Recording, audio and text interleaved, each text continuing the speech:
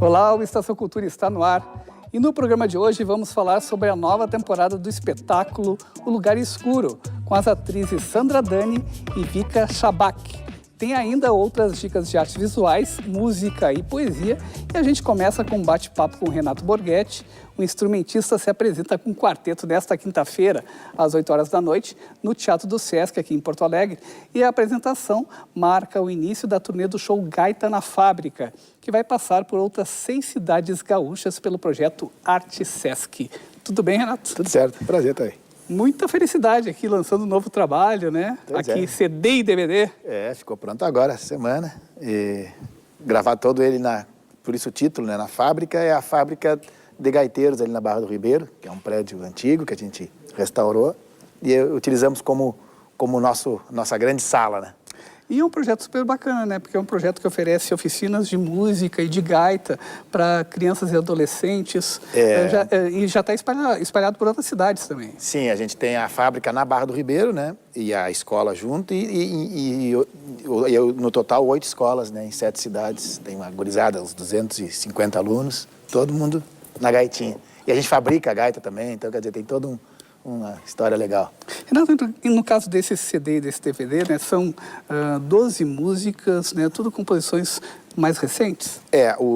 A ideia do disco, exatamente porque disco assim, de repertório novo, faziam já quase 9 anos que eu não fazia. Eu fiz uma turnê na Europa que a gente registrou, fiz alguns discos com arranjos novos das outras músicas, então esse a gente resolveu fazer um disco basicamente autoral, com músicas do quarteto, minhas, o Pedro Figueiredo, sax e flauta, o Daniel Sá, violão e o Vitor Peixoto no piano. E tem pouquíssimas de outros autores, né? Então é um disco todo novo. E agora, para esse lançamento, vocês saem numa turnê com o quarteto, né? Começa por Porto Alegre. A gente começa agora, na quinta-feira, agora né? às 8 horas ali no Teatro Sesc, na Alberto Bins. E depois a gente sai para Camaquã, vai a Jaguarão, faz o circuito do Sesc pelo interior, faz Canoas aqui próximo, Gravataí, vai a Passo Fundo. E a gente segue depois São Paulo, Minas e Brasília. E no segundo semestre, segunda quinzena de outubro, quer dizer, a gente vai fazer esse mesmo disco, mas só o CD sem o DVD, na turnê europeia que a gente faz todo ano, né? O CD está sendo lançado por lá também? Sim, um selo holandês. E aí a gente está fazendo o lançamento. Até eu pensei que o lançamento talvez pudesse ser um próximo do outro, mas não, lá vai ser na segunda quinzena de outubro. Claro que o CD chega um pouco antes. Renato, como é que funciona a tua musicalidade da tua gaita com esse quarteto aí? O quarteto fica muito fácil porque o Pedrinho e o Daniel já estão juntos há 28 anos comigo, né? Então fica bem tranquilo. E o Vitor, que é o pianista, que a gente chama que é o caçula, mas está já há 12 anos tocando junto. Então é muito fácil. A gente estava comentando até essa parte de composição. Quer dizer, eu venho dessa vertente regional, gaúcha, que não é o caso dos outros 3. Mas já hoje a composição de todos é em função do quarteto, em função dessa sonoridade que tem num regional mais contemporâneo. Então é muito, muito legal. E ritmos assim que estão presentes no CD?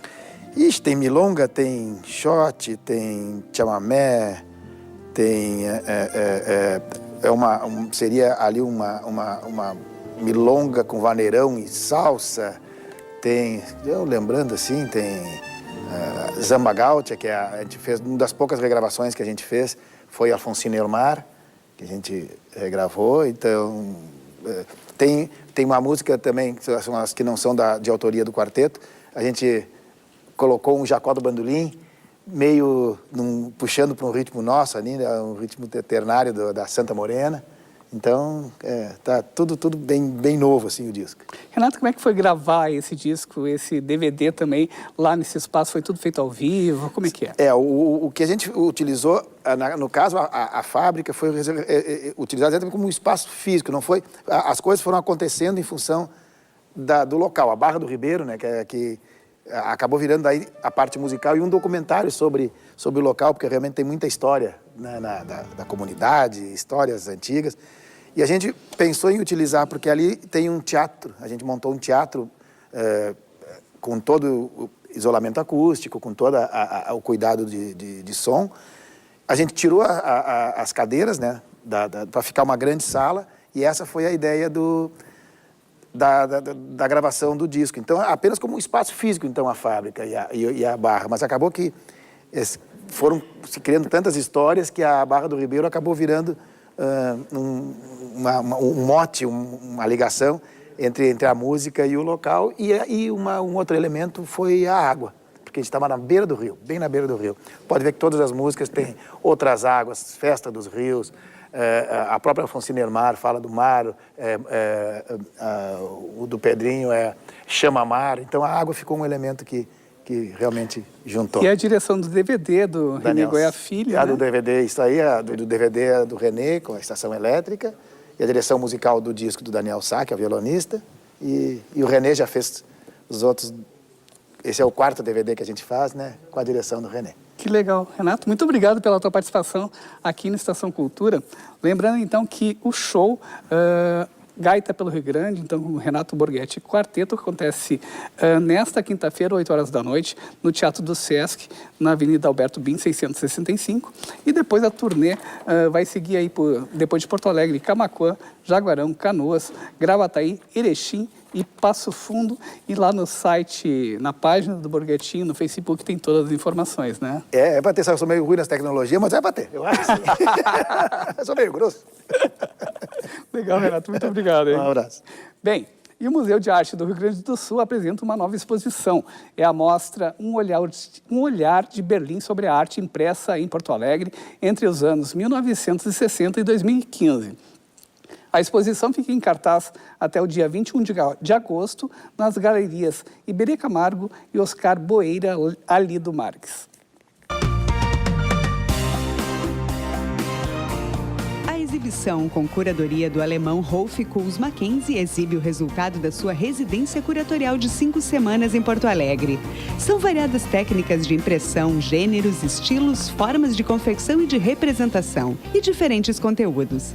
As gravuras foram selecionadas no acervo da Pinacoteca Barão de Santo Ângelo, no Instituto de Artes da URGS e no acervo do Margs.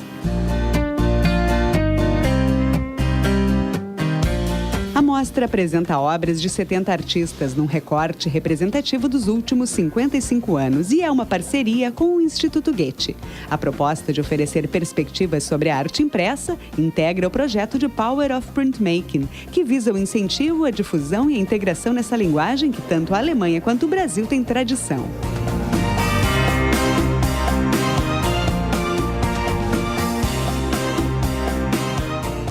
E hoje estreia aqui no Estação Cultura o primeiro episódio do nosso quadro Perfil com o ator, poeta e compositor Gero Camilo. Nesta primeira parte, o artista fala sobre o início de carreira no teatro.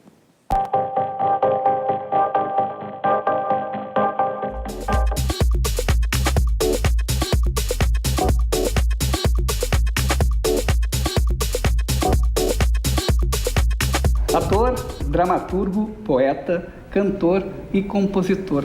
Oi, Gero Camilo, tudo bem? Oi, tudo ótimo. Tudo começou com o teatro? Tudo começou com a poesia. Com a poesia. Com a escrita, com os primeiros versos, assim, desde menino. Eu descobri um livro na gaveta do meu irmão, que era um livro de um amigo dele de bairro, que tinha um caderno, onde esse escritor amigo dele tinha feito um romance. Então eu acho que a minha primeira leitura foi essa, um livro feito à mão, e isso talvez me aproximou bastante da literatura, da possibilidade de entender a literatura como uma coisa próxima, uma expressão feita à mão, na caligrafia.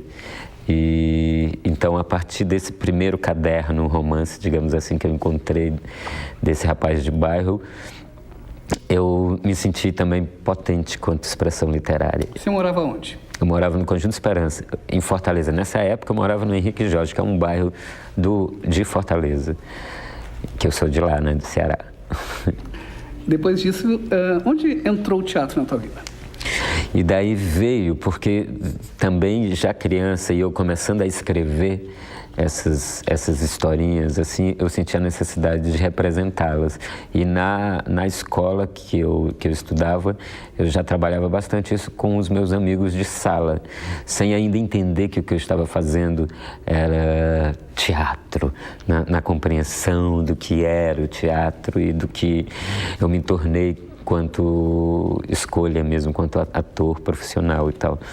Então o teatro, ele nasce de uma expressão muito livre ainda, sem essa compreensão mesmo artística, e aí depois eu vou me instrumentalizando para transformar isso em profissão. Chegou em minhas mãos lá em Fortaleza o programa da Escola de Arte Dramática da Universidade de São Paulo, e a EAD.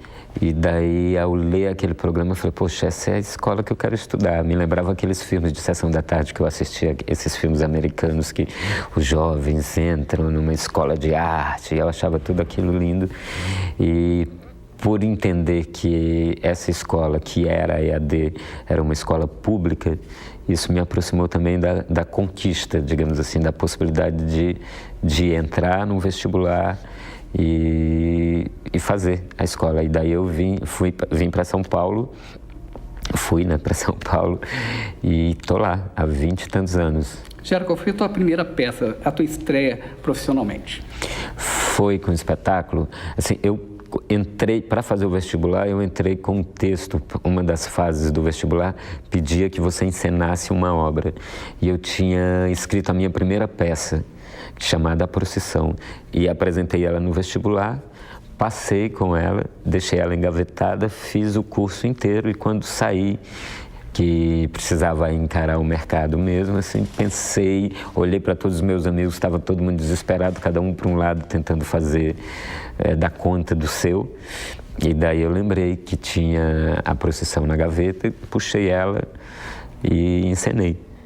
Então, eu considero que a Procissão é a minha primeira peça.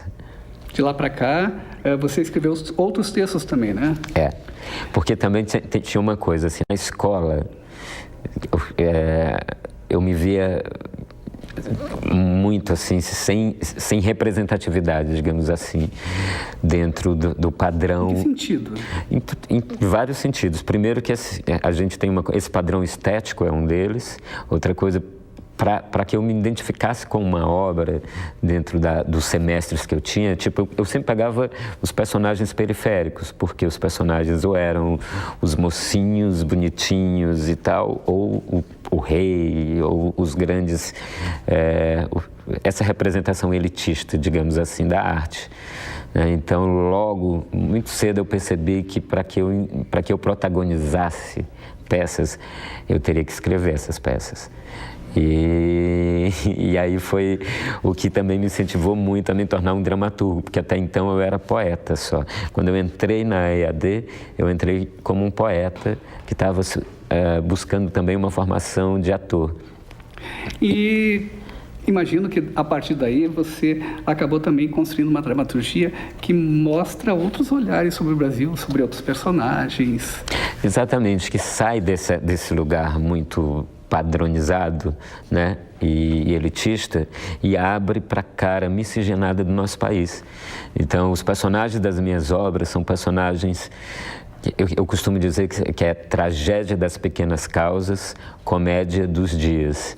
Tragédia das pequenas causas é porque exatamente não é o Édipo, não é o rei fulano de tal vivendo a sua tragédia. É o Zé, é a Maria, é o João, é o Silva, é o Camilo, né? São protagonistas do nosso cotidiano e que são tão importantes quanto seres humanos, quanto essas que se tornam a referência de uma arte muito elitizada, né? E expressa a partir de um ponto de vista, inclusive, dominante.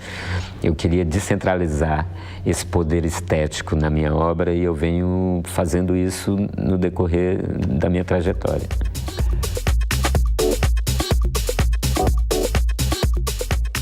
E amanhã nós apresentamos o segundo episódio do quadro Perfil com o ator Gero Camilo. Falando em teatro, no próximo bloco tem um bate-papo com as atrizes da peça O Lugar Escuro.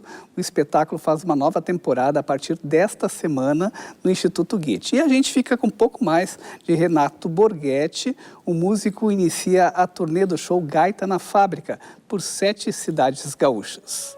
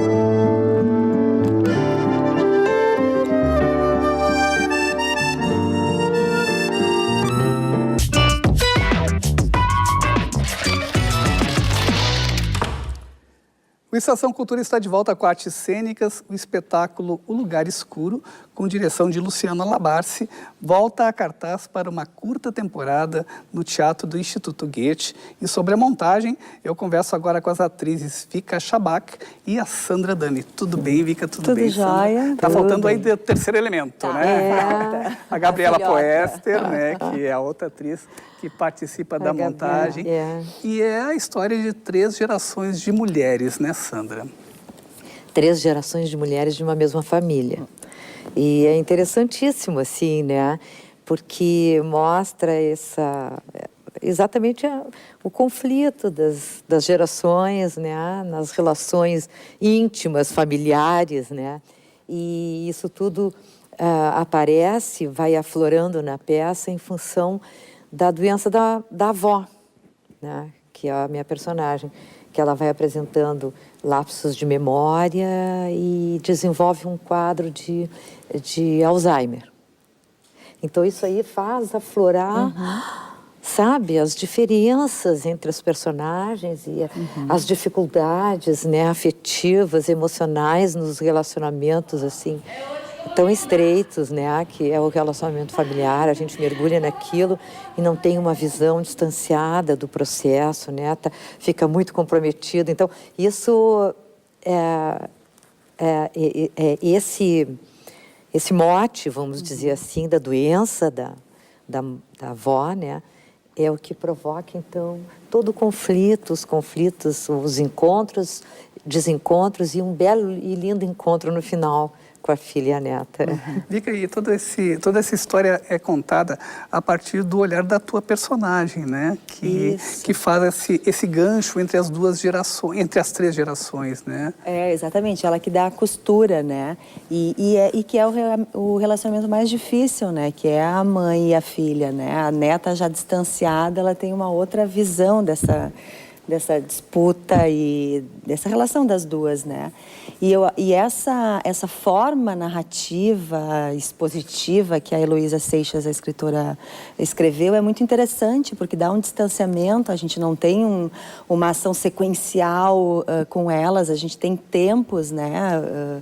Saltos temporais que a gente vê muito no corpo, na fisicalidade da própria Sandra, né? Quando ela está com a doença, não está mais avançado, não está, quando ela é mais jovem. Então, essa forma de escrever a dramaturgia foi muito interessante também para o trabalho, né? E também é uma peça que te possibilita, como espectadora, momentos muito interessantes, né? Dramáticos, outros de muita comédia também, tem humor. Como toda sim. família, né? E a vida é Toda assim, família. Sim, tem muito humor, eu acho isso muito bom. Quer dizer, não é uma peça assim, pesada, não, é uma peça comovente. As pessoas se comovem no decorrer da ação e ela termina de uma maneira muito bonita, porque finalmente mãe e filha, né, se encontram e desmancham os mal entendidos, né? E há um final assim, eu acho muito bonito, né? Então é um final para cima, não é um final depressivo nem nada, né? E isso permeado desses momentos de riso, que é impossível não rir, né? E eu acho que essa qualidade do texto é muito importante. Esse distanciamento brechtiano que tem, né, principalmente dado pela Vika, que é um trabalho bastante difícil, né, ela está dentro da ação, ela sai como atriz, né, e como filha, e comenta a ação e volta para a ação, né. Então isso propicia ao público também se distanciar, não se envolver com o que está acontecendo em cena, né? Se distancia e vê criticamente e se envolve depois e se distancia. Esse distanciar-se eu acho muito interessante. Uma coisa que aparece também no próprio cenário, né? Aquele vídeo que fica te colocando as relações, os números sendo contados o tempo todo. O tempo todo, E é um prazer fazer, é muito legal fazer. Pra gente foi muito bacana. Assim. E é uma curta temporada agora. Isso, são 2 semanas, a gente estreia agora quinta-feira, fica nessa semana, quinta, domingo e quinta, domingo, semana que vem também. Fica próximo os projetos. Eu sei que tu está super envolvida aí com o doutorado, mas também com o teu trabalho como produtora do Porto Alegre em Cena, né? Sempre muita corrida, né? E essa parte de pré-produção sempre é a mais complicada, é a mais cabeluda, né? Mas a gente está acostumada a jogar em todos os lados. E tu, Sandra? Pois é, nós estamos assim na expectativa de poder rodar com esse espetáculo, né? Gostaríamos de poder levar esse trabalho. Ele já foi apresentado fora, né? Foi, Sim. Já fizemos em Osório. No Recife. E no Recife, estreamos lá, fizemos uma pré-estreia em Recife em janeiro desse ano. E foi muito bom. Então isso aí nós queremos fazer, vamos ver. Né, entrar em projetos e que essa peça tenha vida longa, assim. E ali no Goethe que tem uma questão muito aconchegante com a plateia, muito próximo, né? E nessa quinta-feira tem a presença da Heloísa Seixas também, conversando com o público. A autora do texto. A autora do texto e depois a peça. A autora tem um pouco de biografia, de autobiografia nesse espetáculo? Totalmente. É a história que ela vivenciou com a mãe dela, com a filha. É o trio familiar da Heloísa Seixas. Assim. Legal. Vika, Sandra, muito obrigado aí pela presença de vocês. Lembrando que o espetáculo, então, está de quinta a domingo até o dia 31 de julho, lá no Instituto Goethe. E agora, mais artes visuais. A exposição Pedra, Pano e Papel pode ser conferida até o dia 7 de agosto no Centro Municipal de Cultura. Artistas das oficinas de escultura, têxtil, litografia e estilogravura do Ateliê Livre Chico Stockinger produziram os trabalhos que compõem a exibição. O nome da exposição é Pedra, Pano e Papel. Então, está ligado aos 3 eixos do Festival de Arte, que é o escultórico, o têxtil e a gráfica. Então, nós vamos ter artistas que frequentam as oficinas de escultura em pedra, do grupo têxtil do Ateliê Livre e das oficinas de estilogravura e litografia. As obras que tu encontra na exposição são bem diferentes umas das outras e bem pessoais. A exposição integra o 30º Festival de Arte Cidade de Porto Alegre, com oficinas, mostras e as palestras Diálogos do Festival. O evento nasceu a partir dos festivais de desenho do Ateliê Livre.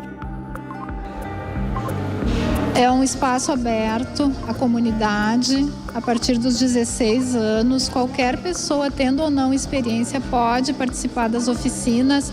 Isso é uma coisa muito bacana, porque a gente tem aqui pessoas que frequentam, que às vezes não têm essa pretensão também de ser um artista, mas querem também conhecer técnica, se expressar de alguma forma, né? Então a gente tem um público bem diversificado, pessoas que às vezes vêm de diferentes áreas profissionais e que acabam se achando em determinada oficina, com determinada linguagem e acabam produzindo obras bem surpreendentes, assim.